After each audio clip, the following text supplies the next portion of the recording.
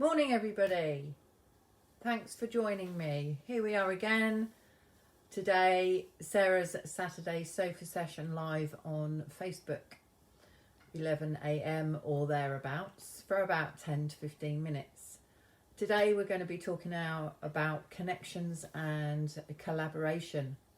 If you missed this live, don't worry, you can catch it up on it later on Facebook, on my YouTube channel, and then all my podcasts get changed into blogs for my website. I have a new website. It's www.sbbusinesssupport.co.uk. Do have a look. There's lots of new packages, lots of new offers, and some interesting reading for some of you. So today we're going to be talking about connections and collaboration. And I've been thinking about it quite a lot this week, and about the importance of connections in our lives and how connection enables us to collaborate with others. I started my Saturday sofa session off in January this year when all of us were locked down in our homes because of COVID, and purely to connect with others, to share my experiences, to talk about stuff, everyday stuff that we all want to talk about, and so everyone can join in and give me their views and experiences and share with like-minded people. But today is a day when we're pondering the 19th of July, our day of freedom, when everything is supposed to be going back to normal.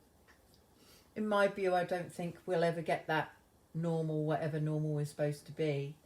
I think that we all as a generation, as a population of the world, have to learn to live with COVID, and we have to find solutions to be able to manage it. I don't think it will ever go away. I think it's very much like the flu. Last week, as I said, spent lots of time talking and thinking about connections with people, human connection, what other connections are in life. You've got electrical connections, you've got computer connections, you've got your networking, whether that's virtual, whether that's live. You have connections with the sun and the moon, the planets and the universe. Connections are everywhere, and I don't think that we've ever really looked at it in its true form. So I wanted to look at connections and how connections are important with collaboration. We'll look at connections first.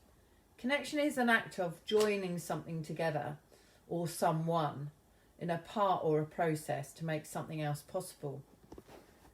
Anything that connects, or a connecting mechanism like electrical connection or a telephone connection or computer connection, is all there to do something, to help us. So I'm going to talk about human connection, connection with others. It's a sense of being open and available to other people. Other ingredients of human connections are empathy and compassion.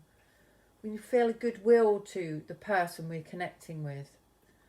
But how do we really know how we're connecting with somebody? When we connect with others, we are no longer thinking about what's going right, what's going wrong, what our future problems might be. We have to actually be available in that present moment, and we have to be able to share experience with one another. So you have to be yourself. There's no point acting, there's no point trying to be someone you're not, and you have to be honest and full of integrity. You need to have an open mindset and open to the way you feel, good or bad.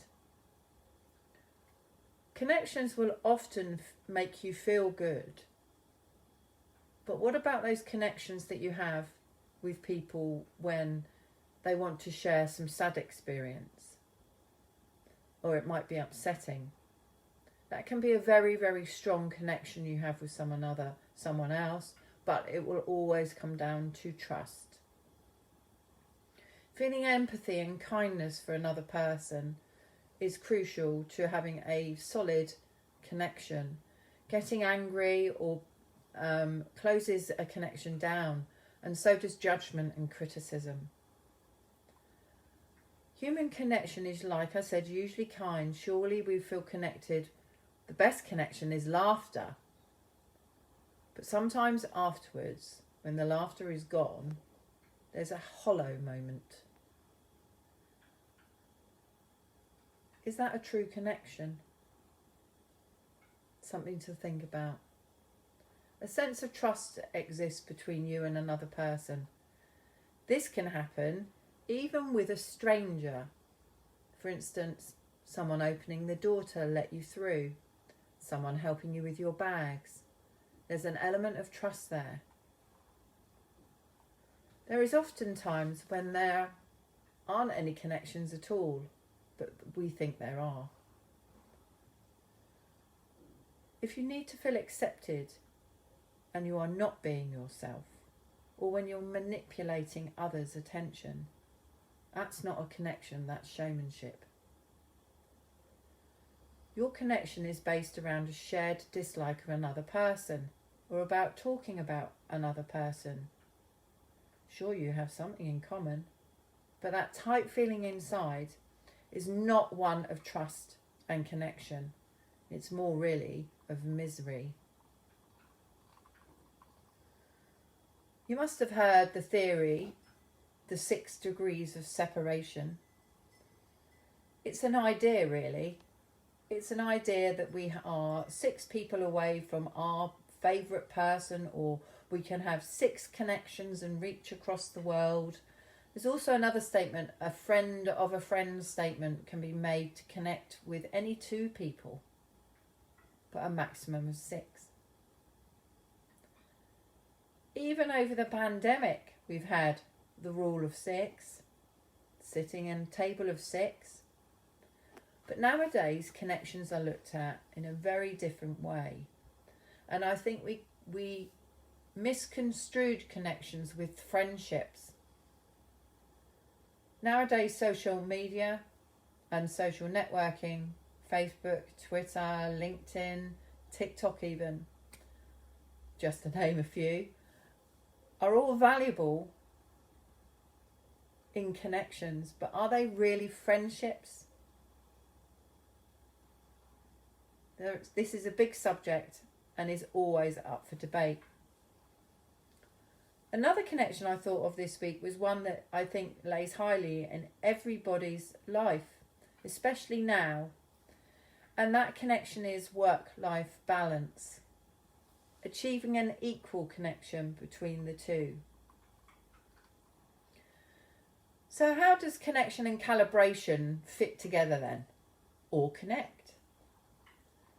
Calibration is a process of 2 or more people, a group, working together to complete a task or common goal. Automatically, it then becomes a connection. Team collaboration is the foundation of a successful business. Collaborative workplaces are increased in trust, they increase and get a more engaged workforce, and they improve their performance. Running a collaborative team environment is not a simple task, and it takes a lot of concerted effort to get the cooperative values right. The importance of basic teamwork is to be able to drive innovation with having different skill sets, a very diverse group of people with an array of skills and experience, all of those of which are problem solving with effective processes. But the ultimate is they are all working and directing themselves to one common goal. But with a good team and collaboration, you do need rules and you need boundaries. The critical component to collaborative teamwork is a well-defined policies. This helps guide decisions. It establishes collective rules and guidance and ensures there's reward and recognition. After all, collaboration must be education for all.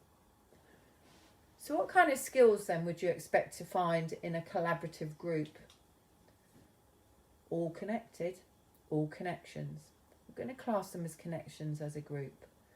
So connections must have good eyes and ears, to look and listen well, to be flexible and fair, and give equal voice to all. Have a good open mindset even if you are naturally closed, open to new ideas, open to innovation. Know your limits. Leave your ego at the door. Be physically and mentally aware. Be in the room. Be present. Few collaborative strategies go along with that. One of the top ones is share the mission and the goal over and over again. Communicate your expectations for what you want from the collaborative group. Define your communications and your goals. Remember, smarter goals. Highlight everyone's individual strengths. Promote a community working environment so everyone fosters open, honest communications. And encourage creativity. Share knowledge, insights, and remember to share your resources. Remember, sharing is caring in some aspects. I think great connections and collaboration comes down to communication, honesty, candour, structure, a shared vision and ethics, but most of all, fun and recognition. I hope you've enjoyed today. Remember, podcasts are every fortnight now. The next one is Saturday the 31st of July at 11 a.m, right here on the sofa. And I'm going to be talking about emotional intelligence and the connection going back to work.